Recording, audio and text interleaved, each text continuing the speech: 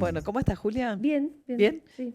Preparando, ya presentaste una demanda contra Milei junto a Juan Grabois. La denuncia fue presentada el viernes. Sí. Es una denuncia penal contra Milei, Lilia Lemoine, Santiago Oría y otros miembros del gobierno y otros personajes que conocemos que obviamente forman parte de ese sistema, ¿no? ¿En dónde la presentaron?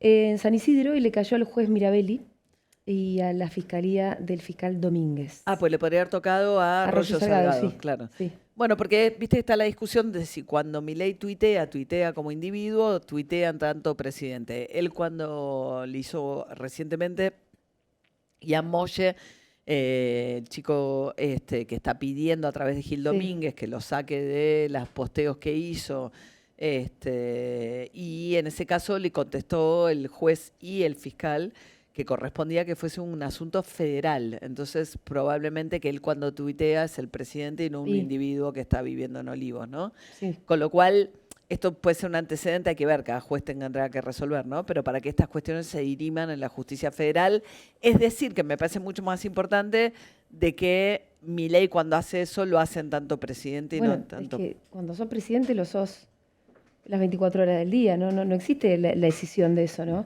En mi caso fueron 93 tweets que me dedicó a lo largo de, no sé, 2 días, ponele. Y bueno, pero ¿en qué momento deja de ser? ¿Cómo podría escindirse? No, qué sé yo. Además me parece que acá hay muchísimas cosas más, ¿no? A ver, Julia, empecé a contar el episodio, a donde tengas ganas. Bien, es difícil poner algún punto concreto para atrás, ¿no? Pero bueno, ustedes también lo saben, ¿no? Yo, porque también son objeto de la persecución de los trolls, qué sé yo, pueden ser 10 años o podemos hablar de una institucionalización de este sistema de trolls a partir del gobierno de Milei y una exacerbación también del sistema. Digo institucionalización porque los que antes eran trolls anónimos, de repente ahora son funcionarios de la Casa Rosada, ¿no? Entonces, conmigo se exacerbó mucho en el último tiempo, donde yo de repente soy objeto de recortes, yo me doy cuenta que me están, lo que se dice, clipeando, ¿no? Que están mirándote todo el tiempo y buscan un recorte de cualquier tontería, de cualquier cosita, cualquier cosa que pueda provocar rechazo, no sé, en las personas comunes, y después con un sistema de medios también que come de esos recortes. Y en un momento yo vi que se exacerbaba mucho, en un momento estaremos hablando, no sé, de hace un mes atrás, que todo esto se puso como de verdad muy denso porque me empezaron a llegar en paralelo muchos mensajes de odio en mi mail, en mi casilla privada, en el inbox de Instagram, por Telegram, mensajes del tipo, vas a aparecer en una zanja descuartizada, yo me voy a encargar de también descuartizar a tu hija, cosas realmente espantosas, te vamos a tirar en un avión al Río de la Plata, y eso por muchos cientos de mensajes. Entonces, empezó a pasar eso además a partir de que Milei se sube a la campaña de los videos que deben tener algo más de 2 semanas, los videos hechos con inteligencia artificial, donde yo tengo relaciones sexuales con mi hermano.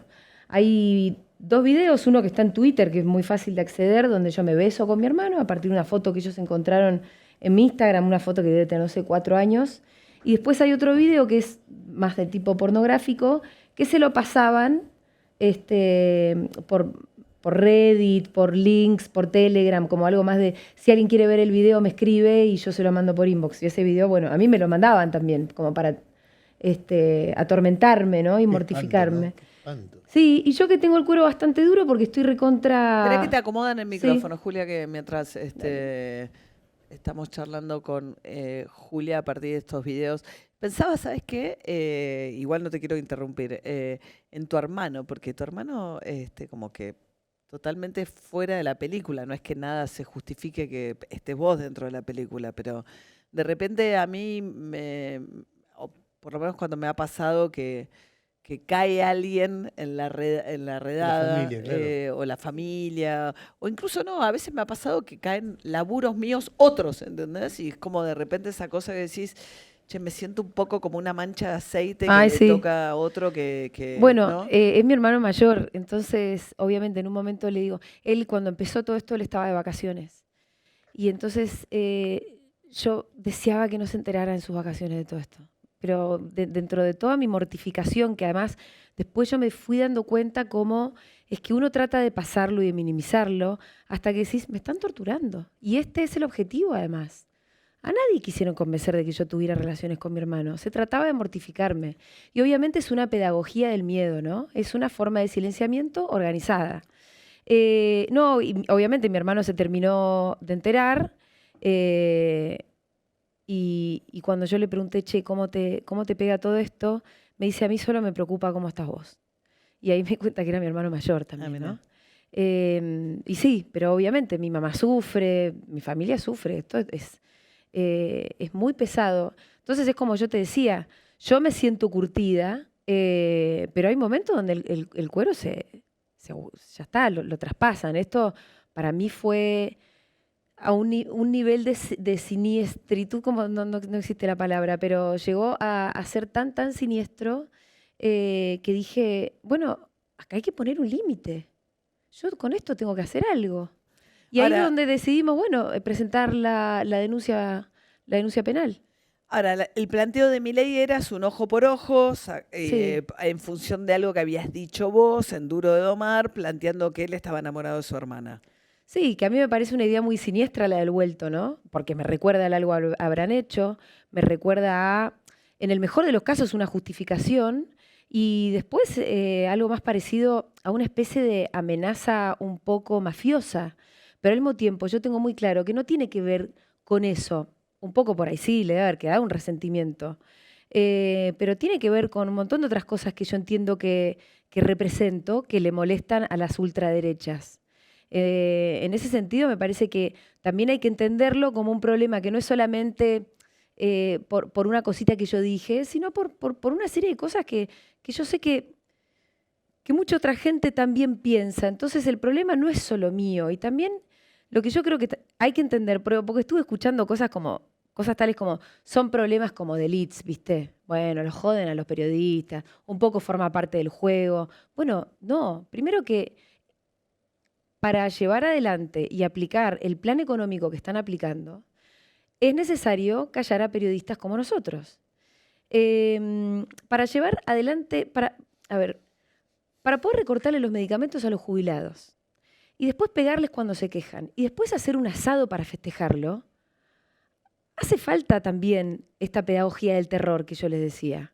Que se callen la boca, los periodistas que son contestatarios, que tienen algo para decir, que denunciamos este plan económico y la crueldad de este plan económico. Forma parte de una misma cosa. Por eso me parece que las voces que dicen que esto forma parte de regla del juego o problemas como de elites, bueno, están equivocadas. Yo creo que es un problema de todos nosotros. Y además también, acá el uso de la inteligencia artificial para crear videos falsos, para mortificar a alguien, es algo que está pasando en las escuelas. Y una de las cosas que a mí más me impactaron y que de hecho a mí me motivaron a decir, bueno, yo voy a hacer algo con esto, es un director de escuela que decía, nosotros en las escuelas estamos teniendo un problema concreto, que son los adolescentes que agarran fotos de sus compañeras, le hacen videos sexuales o fotos falsas con la inteligencia artificial donde las muestran desnudas y las mortifican. Y nosotros en la escuela estamos, como no hay regulación sobre eso, lo cual también da para pensar que por ahí hace falta, estamos tratando de decirle a los pibes, che, esto no se hace. ¿Y ahora cómo hacemos? Si el presidente también lo avala y forma parte. Entonces cuando decía, el director de escuela decía esto, yo decía, claro, esto es terrible. Y al mismo tiempo me parecía que posiblemente, y ojalá, sea un punto en el que podamos volver a generar un consenso mínimo. O empecemos a poner un límite, porque yo estoy segura que cualquiera, no importa la posición ideológica, no le gustaría que su hija fuera víctima de una campañita, aunque sea escolar, con una foto de ella desnuda creada por la inteligencia artificial. Que ninguno tampoco quisiera que su hijo fuera el creador de una foto creada con inteligencia artificial para mortificar a una compañera de la escuela. Entonces, digo, desde ese lugar, digamos, pienso que tendríamos que empezar a reconstruir consensos mínimos. Muchachos, esto tiene que ser un límite. Bueno, así que en ese sentido entendemos también que se cometieron unos cuantos delitos. Eso te iba a preguntar. A ver, contame qué imaginás o cómo imaginás el juicio. Bueno, la denuncia es nuevita, la estuvimos armando igual con mucha prueba, tiene más de 70 páginas y la presentamos el viernes y hay una cosa muy importante que es que el juez me dispuso una custodia personal las 24 horas, una custodia permanente, una posta en la puerta de la radio y una posta en la puerta de mi casa, y me dio un botón antipánico. Es decir, todos los recursos que el juez tenía a disposición para mi seguridad personal los quiso poner y los puso instantáneamente. La denuncia se presentó el viernes a la tarde y el lunes me mandaron a poner la custodia. Eso el juez entendió que yo estaba en peligro porque acá parte de los delitos que nosotros señalamos es el de amenaza coactiva. La verdad que las amenazas, también hay que distinguir esto, no son insultos, no es decirme, una cosa es decir, yo me voy a encargar de matarte y descuartizarte, y otra cosa es decir, no sé, qué sé yo, los insultos que leemos todo el tiempo en las redes, que son horribles, pero estamos acostumbrados. Y cuca. Qué sé yo, cuca, alguna o cosa así. feminazi, o lo que fuera. No es lo mismo un insulto que una amenaza. Acá llegaron además de muchos cientos, asusadas por el propio presidente de la Nación. ¿Cuál es la intervención de Milei puntualmente? O 93 tweets. De él retuiteando toda esta historia. Sí. ¿Donde decía que se banque el vuelto. ¿El video? O... No, el video no lo llega a retuitear él, pero sí videos donde se habla del tema y sobre todo con el mensaje que se banque el vuelto, ¿no? Pero bueno, lo que nosotros, en la construcción de la demanda, lo que podemos ver es una red de personas que organizadamente orquestaron un ataque para mortificarme y humillarme e infligirme un dolor. Entonces, bueno, ahí también hay asociación ilícita entre los delitos que nosotros entendemos. Con estas cosas no quiero meter la pata. Intimidación pública, incitación al odio, amenazas coactivas, como les dije hace un ratito. Malversación de recursos públicos también, porque de acá hay muchos que son funcionarios públicos. Y también como que está Santiago Oría. Santiago Oría está. Que es el videasta, el encargado de temas audiovisuales. Y además lo que sospechan, obviamente, ahora hay una investigación en curso, con lo cual todo lo que yo pueda decir ahora en realidad va a tener que ser probado en la justicia, pero que también hay recursos de la CIDE para perpetrar toda esta orquestación. Así que uno de esos delitos que implique para el culpable prisión efectiva. Bueno, no lo sé tanto esto, Ernesto. Yo creo que si le preguntás a mi abogado te va a decir que sí. Tu abogado es Juan Grabois. Sí, y el equipo de abogados de Argentina Humana. Pero bueno, la verdad que estábamos todos conformes con la seriedad con la que el juez se tomó las primeras medidas. Porque, qué sé yo, si a vos te llegan cientos de... Bueno, yo empecé a sentir miedo de verdad. Empecé a sentir además, como les decía, mucho dolor en un cierto momento, como de ir a buscar a mi hija a la escuela y mirar para el costado a las otras mamis y preguntarme si habían visto el video. Y sentir vergüenza y sentir humillación y sentir, bueno, qué sé yo, ir por el subte caminando. Yo me muevo en transporte público, mi hija va a una escuela pública. Que pase un pibe y me dice, ¿vos sos Mengolini? Sí. Y entonces me echa una carcajada en la cara y me murmura algo de mi hermano. Y yo, ¿qué hago con eso? ¿Viste? Es muy jodido, pero al mismo tiempo la verdad es que yo ahora me lo tomo con esa misión, como decir, esto tiene que ser un límite. De verdad, esto primero que no lo podemos minimizar y no lo podemos permitir de ninguna manera. Acá tiene que, ojalá se siente jurisprudencia, respecto del uso de la inteligencia artificial, respecto de las cosas que puede o no decir y hacer un presidente, respecto de la organización de los trolls. Hay un montón de cosas que todavía están como demasiado en el aire y que yo creo que además también eventualmente van a necesitar de una regulación. Nos faltan leyes posiblemente y también hay una reconstrucción de los lazos sociales. Tiene que haber una condena social sobre esto. Y además yo sobre esto también quiero decir, es posible que gente que esté del otro lado mirando, yo le caiga pésimo. Porque hubo una campaña de deshumanización que tiene muchos años, que a mí solamente me vieron a través de los recortes que eligieron los trolls hacer de mí. Entonces yo soy como esta especie de criatura, una especie de Frankenstein, totalmente pesada, molesta, que siempre está diciendo algo antipático, que siempre está diciendo algo convenientemente detestable. Y entonces, bueno, después es mucho más fácil derribarme. Quiero decir, lo digo literalmente o metafóricamente, pero Hay un tuit, que esto es bastante impactante. En un momento cuando todo esto se había puesto muy denso, yo empecé a llamar por teléfono a algunos de los conductores de los programas que también siempre se nutrían de estos recortes, porque yo sabía que por ahí era más bien la banalidad que los hacía. En el sentido de Hannah Arendt, ¿viste? Como estoy acá, un productor me dice, hoy Mengolini es tendencia, ponelo, ¿no? Y no quiero dar nombres para no picantear, pero llamo por teléfono a uno y le digo, escuchame, me dan en tu programa todo el tiempo. ¡Ay, te molesta! Sí, claro que me molesta. Soy una persona. Vivo, camino por la calle. Y en tu programa me dan siempre con cualquier excusa, con cualquier pavada. Yo nunca dije que no quisiera la selección, nunca dije esto, nunca dije lo otro. En todo caso, sin una simple opinión, un simple chiste.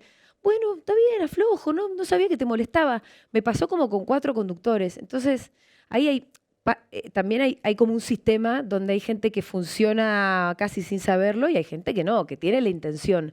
Un plan de deshumanización para después, eventualmente, si algo malo me pasa, bueno, es posible, si total no era un humano. Entonces, como decía, hay gente que por ahí puede estar viendo y dice, a mí me cae Mengolini. Primero yo les diría, posiblemente te caiga mal porque alguien decidió que yo te caiga mal. Y después, aunque te caiga mal, hay un momento donde hay que abstraerse por ahí de esa sensación o de incluso una posición ideológica y decir, la discusión política no puede darse nunca en estos términos. La discusión política vamos a tener que reconstruir, el debate democrático, una simple humanidad también. Nadie merece que le hagan lo que me hicieron, nadie. Y nadie debería poder hacerlo, mucho menos de las más altas esferas del Estado Nacional.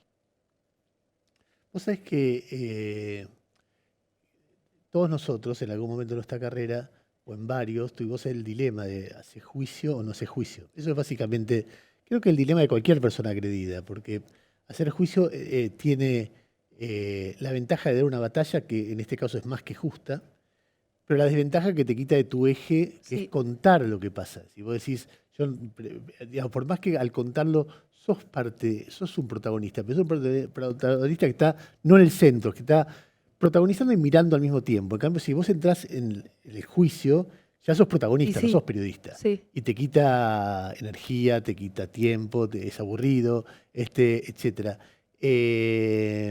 Después también te ponen en el foco de la tormenta, y eso tampoco es bueno para un periodista que está haciendo su trabajo contando. En todo caso, a mí muchas veces pienso, contar como Milei insulta es una forma de contar a Milei.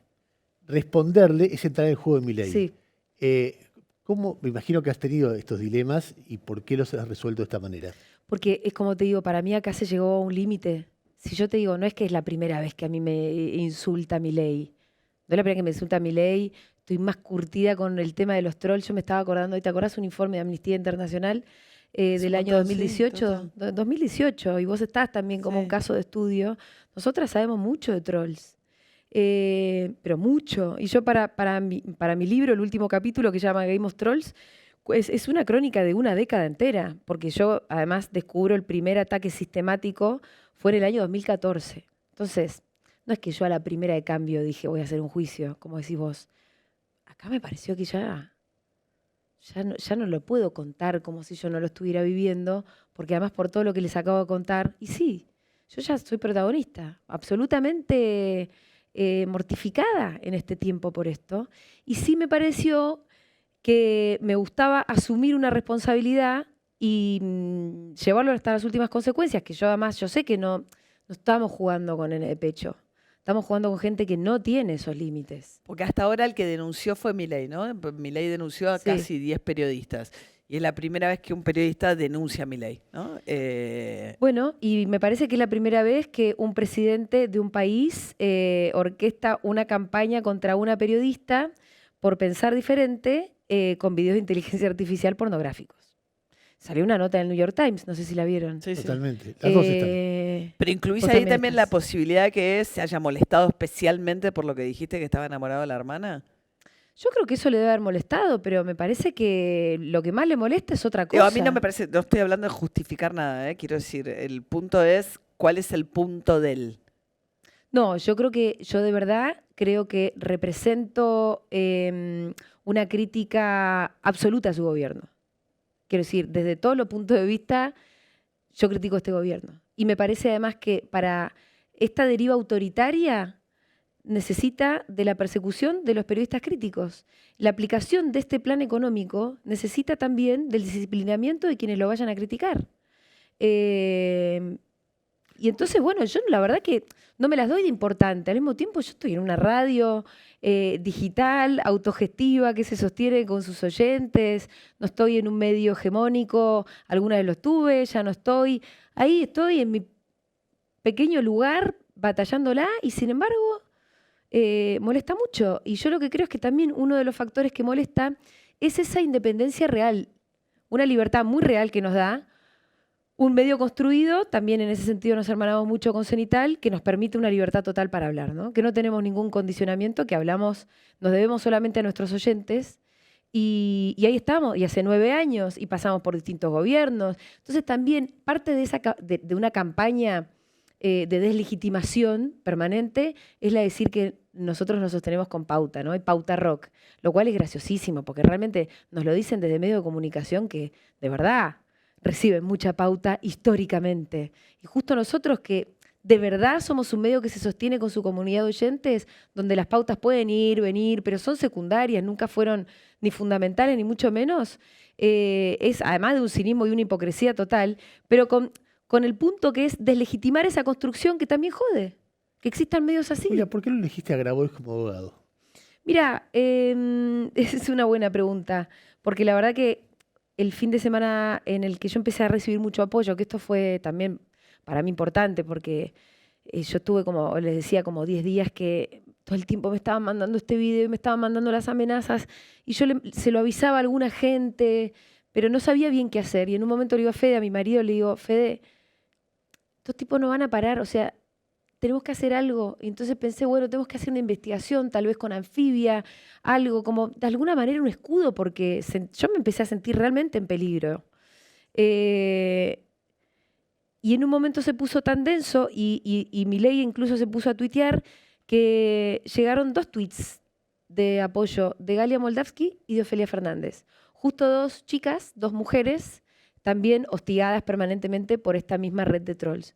Es algo que para mí fue muy loco, porque fue como si para poder comprender ese tipo de tortura vos tenés que haber estado en esa misma cámara de tortura. Si no la ves de afuera decís, no sé. Y entonces yo les agradecí, y entonces Ofelia me dice, necesitas más apoyo. Le voy a decir a Juan. Y Juan también escribió un tuit de apoyo. Y ahí empezaron a llegar los apoyos y se armó como esta barrera justamente que yo sentía que necesitaba, como un escudo protector. Y en esa misma tarde hablé con Nancy Pasos. Mientras le contaba lo que me había pasado, fue que me quebré y Nancy me dijo, ¿me dejas poner el audio? Tal vez ustedes lo habrán escuchado. Sí, claro. Al principio le dije, de ninguna manera, Nancy, vos estás loca. Después Nancy es persuasiva y me dijo, haceme caso, yo soy más grande que vos, yo sé más que vos. Lo corto justo cuando...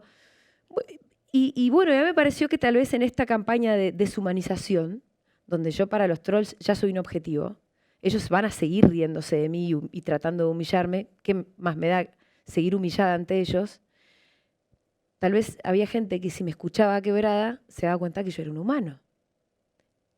Y efectivamente pasó, porque cuando Nancy puso ese audio en la tele, enseguida me empezaron a llegar los mensajes de gente solidarizándose, diciendo, no, si vos te quebrás, ¿y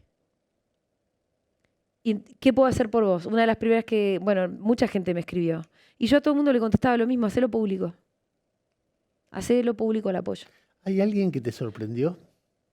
Sí, Viviana Canosa, Marcela Pagano, gente con la que, qué sé yo, no tengo nada que ver. O sea, el espectro de apoyo fue muy, muy amplio, lo cual... Más? ¿Quién más? Bueno, no, esas son las que más me sorprendieron, la verdad. En el sentido en el que, qué sé yo, en términos ideológicos nunca habíamos tenido nada que ver. ¿Fue Pero público lo de Viviana Canosa o te lo dijo a vos? No, me lo escribió en WhatsApp. La verdad es que no sé si lo hizo público porque hubo un momento donde yo dejé de mirar todo lo que pasaba. O sea, claramente hay momentos donde tenés que guardarte un poquito. Pero me preguntabas por lo de Grabois. Me llamaron un montón de abogados. Realmente hay muchos abogados que les pareció que había un caso que era casi imperdible. Y después de hablar con muchos, a mí me pareció que Juan era, en términos técnicos, muy sólido. Me había contado también de otros casos similares, pero mucho más chiquitos, que ellos habían ganado o que el caso había sido elevado a juicio, es decir, que se avanzaba. Y también le vi como Ganas. una convicción que comparte mucho conmigo. O sea, hay una convicción militante que compartimos que no especula con el show, que de verdad quiere ganar y que quiere ganar también. Hay algo muy ético y moral en Juan que a mí siempre me conmueve de él. Y me pareció que yo quería estar con alguien así, que fuera muy parecido a mí. Yo además con Juan Grabois nos cruzábamos cuando yo militaba en la Facultad de Derecho, él ya militaba con los cartoneros y nosotros en la facultad los sábados teníamos un comedor donde venían los pibes del barrio en el que militaba. O sea, Juan traía gente del MT al comedor que teníamos con la agrupación en Derecho. Y entonces, desde entonces que nos cruzamos. Hay algo ahí también de... Son los dos abogados. Somos los abogados, sí, de Derecho, como de entenderse mucho, ¿no? De saber que buscas exactamente lo mismo. Que en definitiva es justicia. Y es como le decía hace un rato, como una especie de reconstrucción moral también, de algo que sentimos que está demasiado roto. Julia, muchas gracias. No, a ustedes. Gracias.